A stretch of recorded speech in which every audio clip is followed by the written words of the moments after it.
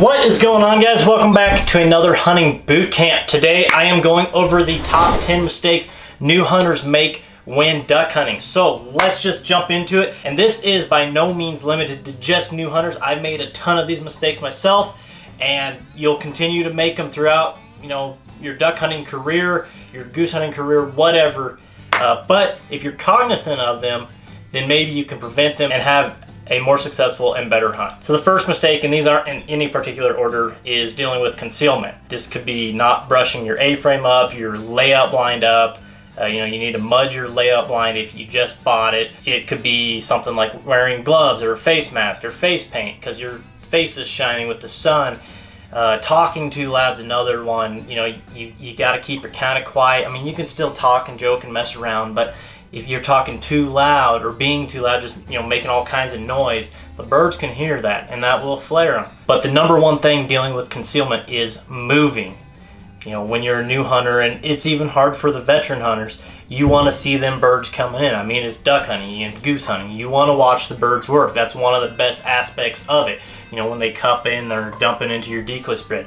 But you've got to resist the urge to just go up and move your head around, just jerk it around. You got to rely on your shot caller. You got to know when you can't move, and it's kind of an experience thing. But wearing a hat, you can kind of move, check your peripherals. I mean, you can move a little bit, but you don't want to overdo it because that's just gonna flare them birds, especially if you don't have any top cover, like you're just sitting in cattails or something. So second on the list for the top 10 mistakes new hunters make has to deal with calling. And one of the big mistakes that they do is over calling. And the reason they do this is because they're watching the tournament guys, the pro callers, so to speak, where all they're doing is just hammering on feeding chuckles and hail calls. And that's not what an actual duck sounds like. If you want to know what an actual duck sounds like, go out and scout. Sit in your local park or at a local lake where there's birds and just listen. Go out early, even before duck season starts. You can just sit in the cattails if there's ducks around and just listen to them talk to each other. Even before shooting light, the ducks will be talking to each other. Try to imitate that. That is what actual ducks sound like. And don't let anyone discourage you about what your calling sounds like, because some of the worst duck calling I've actually heard in a marsh came from actual ducks. I know a lot of people like to criticize about calls and whatnot, but if the birds are cupping in and they're dumping into your spread, you're doing something right. Knowing when to call is a lot more important than being able to do all these fancy calls and just hammering on them constantly. So the next mistake that's pretty common has to do with decoys. And there's a lot of different things that can go wrong when setting a decoy spread out or just taking care of your decoys. One thing that can happen is your decoy spread is too tight, especially if the birds aren't pressured and it's a nice sunny day. When ducks in nature are sitting tight, and geese, it's usually because it's either bad weather or they're really heavily pressured birds. They're clumped up for safety. When it's nice, they'll spread out. They'll have 6 feet, they'll social distance. But so you want to be cognizant of that, about the weather conditions, hunting pressure. You don't want to put them too tight because that doesn't look realistic. When you're setting decoys, it's best to look realistic because you're going to have a better chance of pulling birds in that way, obviously. Another thing to keep in mind when setting your decoy spread is where's your landing zone.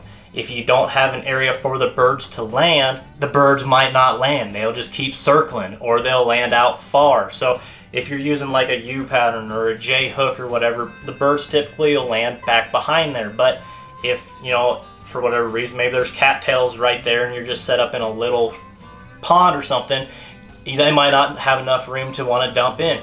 And it's going to vary with ducks too. Teal, in my experience, typically will land right on top of decoys. Other ducks like a little bit of room, a little bit of runway to land in, and they'll swim in. But once again, you can gather that from your scouting. And then there's decoy care. And what I mean by that is, like, if you're repainting decoys, you want to make sure you're using the right paint, using the right protective coating, for lack of a better term, I guess.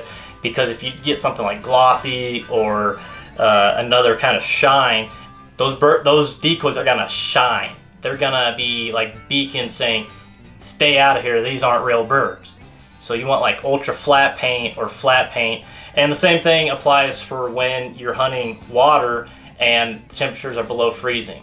You don't want to just chuck decoys out there. That'll get ice on them, and those will shine when the sun comes up and further alert birds that they're not actually real decoys. It goes back to being as realistic as possible. So the next mistake has to do with shooting, and this applies a lot to veterans as well as beginners.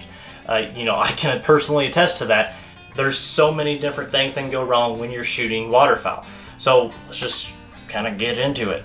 A big thing for beginners is calling the shot wrong. So when the birds are coming in, maybe you call it too far out, or you know, they were going to come back around another pass, and that happens. You know, it can happen. You're like, oh, let's give them one more pass, and then they just fly off, and you're like, oh, we should have shot them there. That happens to everyone. That's not what I'm talking about. It's when they're coming in, they're cupped up, and someone gets too antsy and either pulls up or calls the shot like take them, and they're still 40 yards out, but they would have came into 20.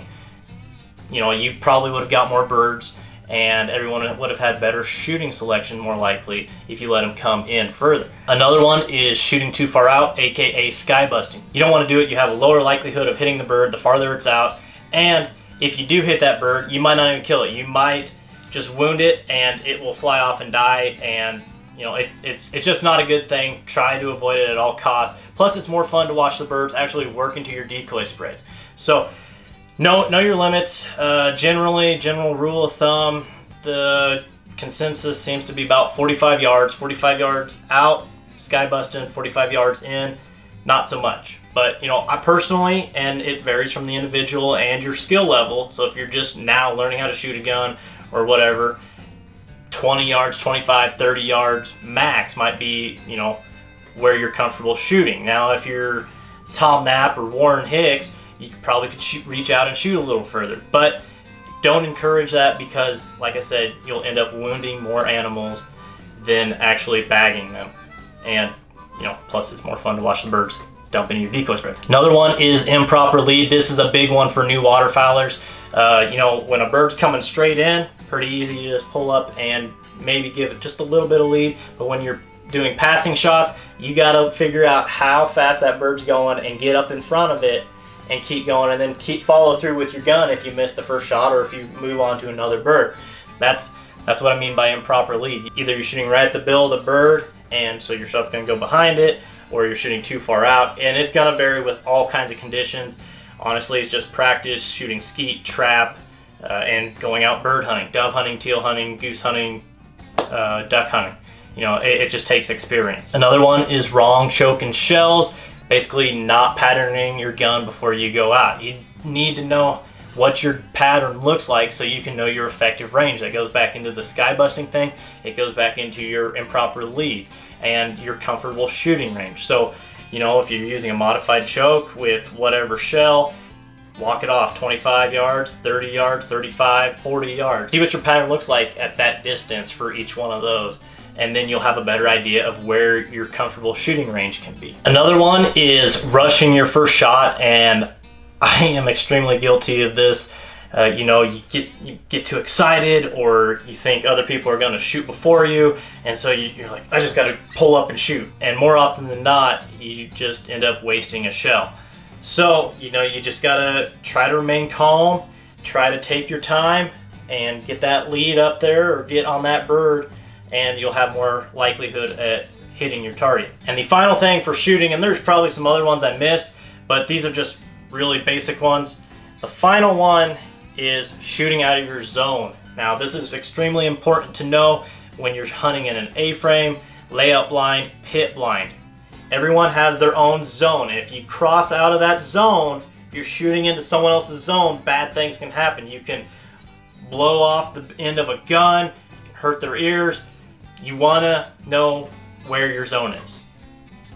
And like I said, there's probably a few others I missed, but this is just a really general overview of some of the things that can go wrong when you're shooting. So the fifth mistake new duck hunters can make is dealing with scouting. Either they don't do it or they do very little of it. And scouting is very important because, I mean, at the very least, you need to do some online scouting and then go out there and physically scout it, because it's gonna tell you things of like where you can hide if you don't have a boat, where you can wade, where the birds are using. I mean, if you just like look at a public land atlas and you're just, there's a pond, that looks pretty good, I'm gonna go out there and hunt, and you just go in there blind, you have no idea where the birds are gonna be. I mean, and you can look online and you can maybe get a good idea, but you don't even know if there's birds around in that area. So you could just be wasting your time. That's why scouting is so important. And I realize it can be time consuming. I realize that you might have to travel a little bit. It's gonna be very area dependent, but having good scouting trips will allow you to have better hunts. You can plan your hide, you can plan where to hunt depending on the weather direction. You can plan what kind of decoys to run. If you're seeing maybe divers in the area, throw some divers out. Maybe other people aren't running those in that area, and your spread will look more realistic, and you'll have a better chance at hunting, or you'll have a better chance at getting those birds in. You know, scouting is a very big part of waterfowling. It's a big part of most hunting. So be sure to get out there and scout. You will see better results. So the next mistake, and this is another big one for newbies, and it can be really hard, is mis-IDing birds. You want to identify your target, like they taught in all basic hunter safety, all gun safety courses. Identify your target, know what you're shooting at. So if it's too dark, especially like during teal season, you know, if it's a cloudy day, birds come in, you can only shoot teal. You want to make sure. I've held off personally from having, I've had blue wings in my decoys at first light or at shooting light, and I've held off until I was 100% certain that those were blue wing teal, because I don't want to shoot a shoveler. I don't want to shoot a wood duck out of season and have a nice big ticket on my windshield, or have that talk with the conservation officer. I don't want to do it. So being sure of your target, and this is very important because in duck hunting, there's a lot of different limits. You know, like in Nebraska, for example, we can only shoot 5 mallards, but only 2 can be hens. Now, there's quite a bit of difference between a hen mallard and a drake mallard, but you know, the point still remains. Or we can only shoot 1 pintail, or 2 canvasbacks, or I think 1 scaup this year. So you want to make sure you know without a doubt what those birds are. Another mistake that can happen, and this is mainly public ground, almost exclusively public ground I would say, is setting up too close. You don't want to set up too close to people because it just causes a bunch of problems. They'll get angry at you, or they'll pull all your birds, or you both will pull each other's birds, and neither of you are going to have good hunts. So give each other some distance. Typical rule of thumb I would say is about 200 yards. Otherwise, or more. I mean, when I'm hunting, I don't like anybody within, you know, 400, 500, 600 yards of me. Sometimes that's feasible, sometimes it's not. It just depends on the hunting pressure in your area and when you're hunting. And if you don't like hunting 200 yards away from people, hunt in the afternoon. Hunt on weekdays if you can. Hunt whenever you can when there's going to be less people there. But don't set up too close. I've seen and heard stories of people 40 yards away from each other. You're raining pellets on each other at that point. Don't do that. Even 100 yards is too close. At least 200 yards would be my minimum distance for setting up. The next mistake has to do with clothes. Dressing too lightly is a big thing that it's not really limited to newbies, but also veterans as well. You're not impressing anyone by just wearing a t-shirt out there when it's 30 degrees, 15 degrees, whatever, you know. Dress in layers, check the weather forecast beforehand, and pack extra clothes in case you get wet, because otherwise it's going to be a miserable hunt. It could be even life-threatening depending on things like hypothermia and the weather. So bring extra clothes, dress warmly, dress in layers, know what the weather's going to do, and you'll have a much more comfortable hunting experience. And another big one is leaving too early. Now this is pretty self-explanatory. Don't, you know, just be patient. Don't leave after the first flight, or if you don't see birds for half an hour, don't just call it then. You know, give it a little while. Sometimes, at least here in Nebraska, we have like a good mid-morning flight, about 8 o'clock, 9 o'clock, depending where you are, and then you'll probably get another one 10 or 11. And obviously it's going to depend on back on your scouting. See how that all ties together? Back on your scouting and the weather and the time of year as well, which if you've been scouting, you'll kind of know more about that. But yeah, just be patient, stick it out if you can. Obviously, there might be some obligations, like a Husker football game you got to go watch, or someone might be getting married or something, you know. But if you can, just be patient, and you can be surprised with the results. And the last one, and a lot of hunters can tend to do this, notice I said a lot of hunters, not just newbies, because even veterans will do this, is sleeping in. If you want the best spot, you're gonna have to get up early. You're gonna have to maybe even sleep in your truck in some spots. It's really depends on how much you want that spot, I guess. But especially, this is a big one if you're going with someone, if you're meeting up with someone to hop in their truck or someone's picking you up. You don't want your buddies banging on your door saying, hey, wake up. And I've had that happen to me. I've had my buddy banging on my door, you know, Matt, wake up. We're going hunting. Oh crap, my alarm didn't go off. You know, you wanna make sure you don't sleep in so you can get that good spot and have a better chance of a better hunt. But that is all I have for you guys today. Hopefully I covered the top 10 mistakes. If I missed any, and I'm sure I did, there's probably some other mistakes out there that I didn't even think of putting on this list. Let me know down below.